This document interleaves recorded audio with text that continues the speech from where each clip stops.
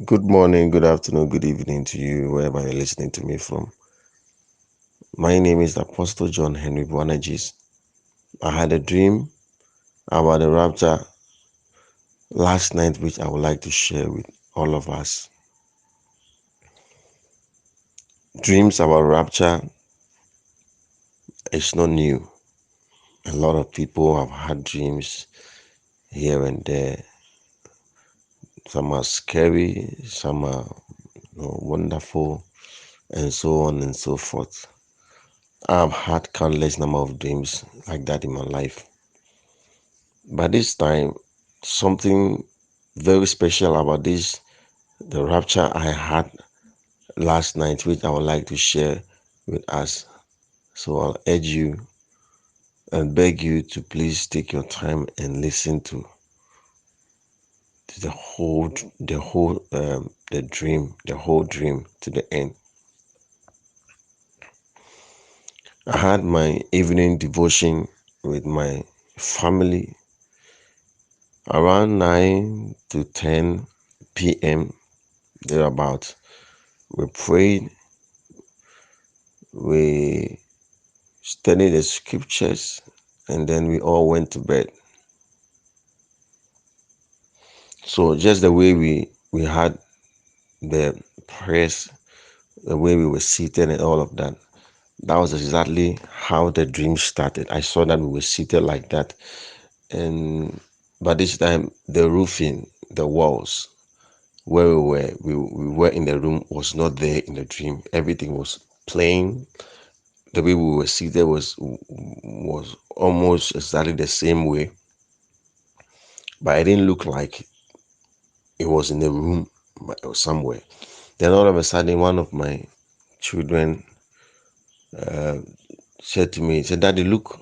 So when I looked, I saw that the moon, it was kind of an evening. So I saw that the moon was getting closer to the earth. So the more the moon drew closer, the brighter the whole place becomes.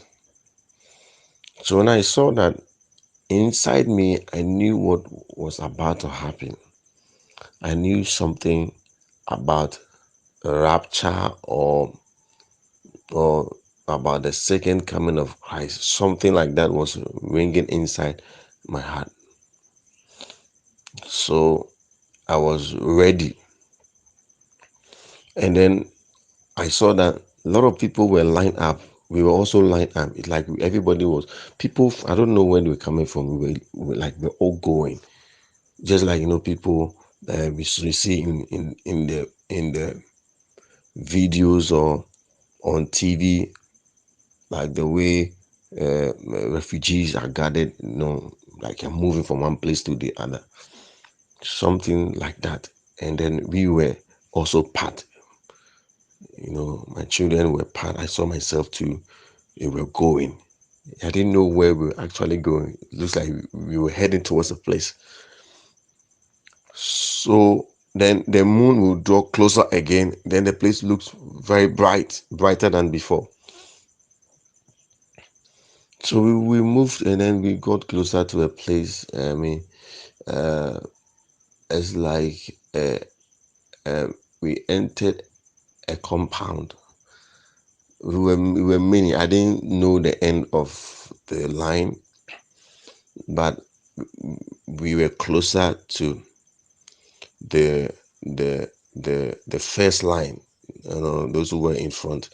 So when we got to the place, the compound, it looks like we now the number was not as huge as I saw, but we wanted to enter the house, and then somebody said that uh, this place is not for you. Uh, why are we coming here? A whole lot of questions. Then all of a sudden, I saw that the brightness of the moon, everything that was getting closer to it, went up again, and everything became normal. And it's like the light went off. The light of the moon went off. The stars, everything was just normal in the sky, and everything went black, they've given light out.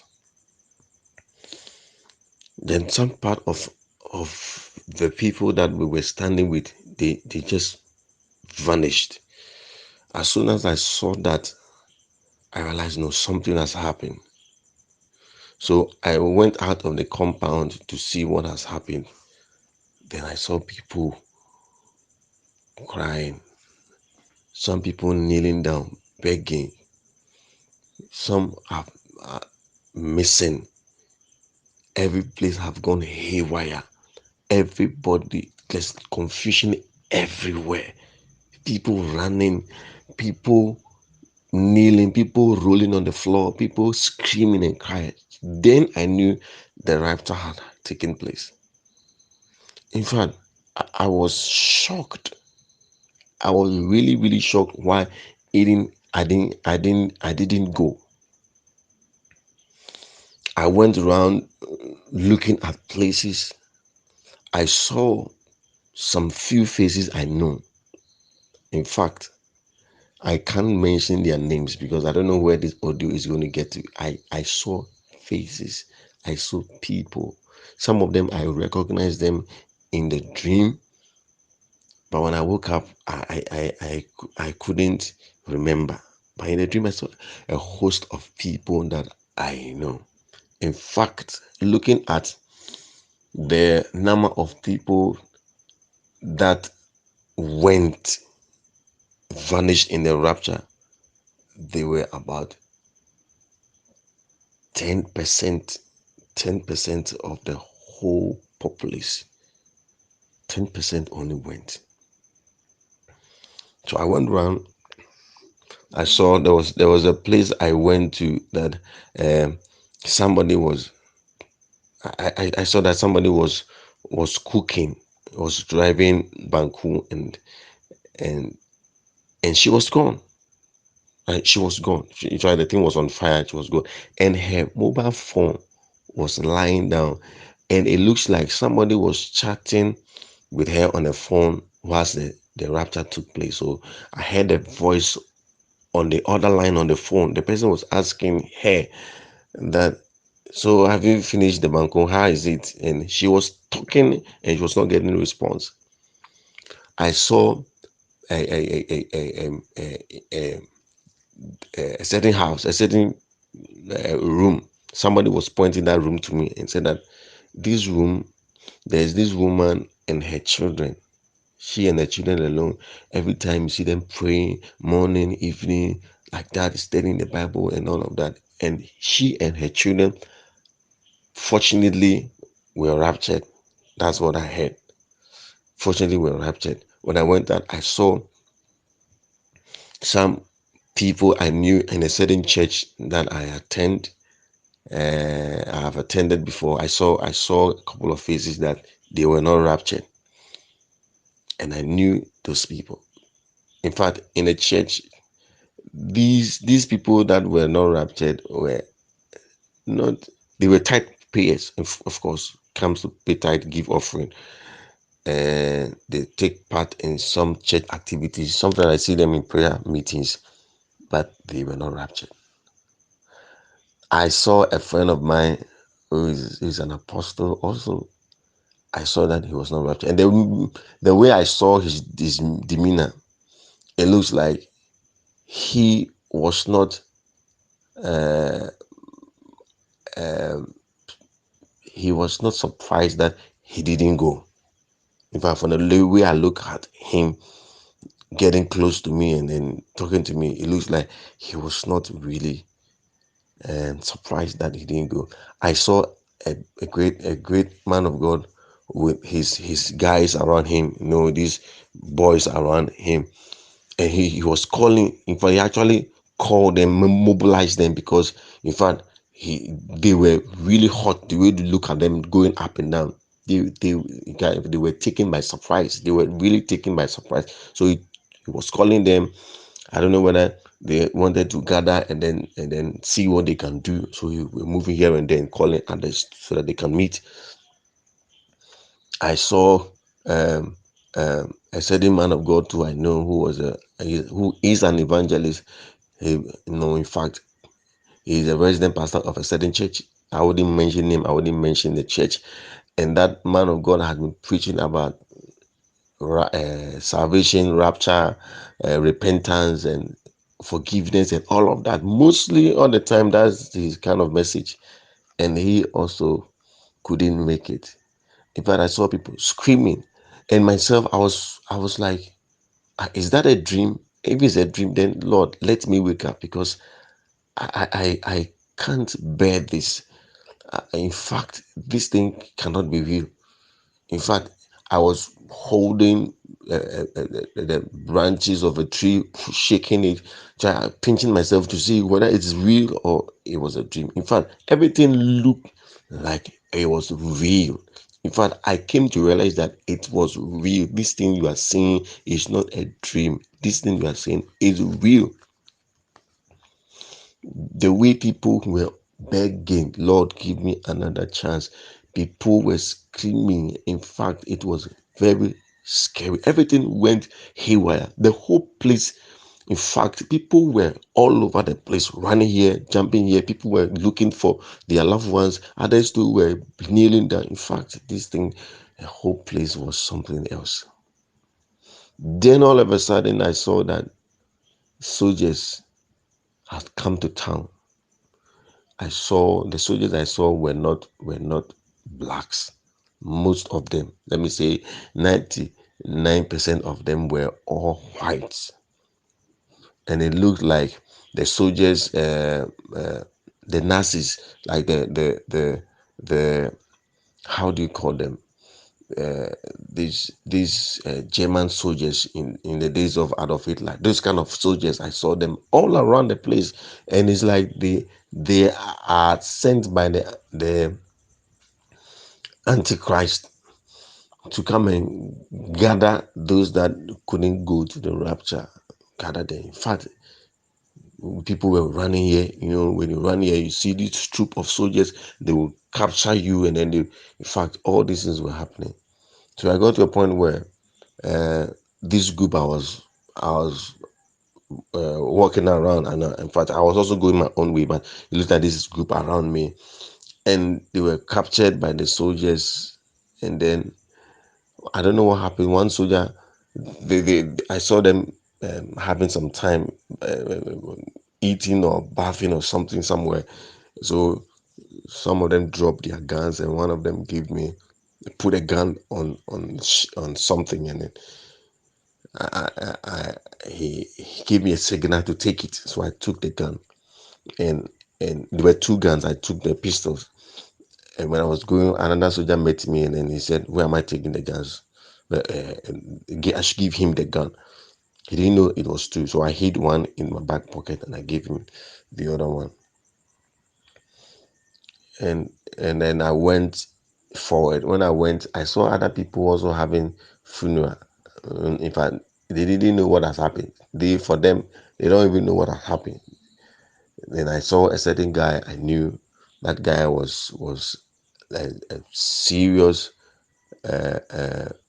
armed robber somewhere in a in a part of Accra. I know. I've I've stayed around that vicinity. I know that guy. He was also there, and then he and his group saw me, and then it's like they saw the gun on me, and like they wanted to take the gun away from me. And I told them that the situation in which we are is this, and we can't afford to be fighting over something like give me my gun. I want to lead. I want to hold the gun and all of that. It's not. It's nothing about that. If we want to find our way out, if we want to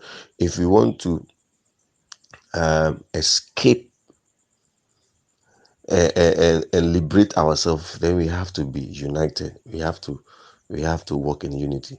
So they should allow me to hold the gun, because I am the one who brought the gun. And so many things happened next, which I can't really remember. And that was it. Now what happened lastly, yes, I remember this thing. What happened lastly was somebody asked me, why didn't you go? In fact, In fact, I told the person that if you ask me,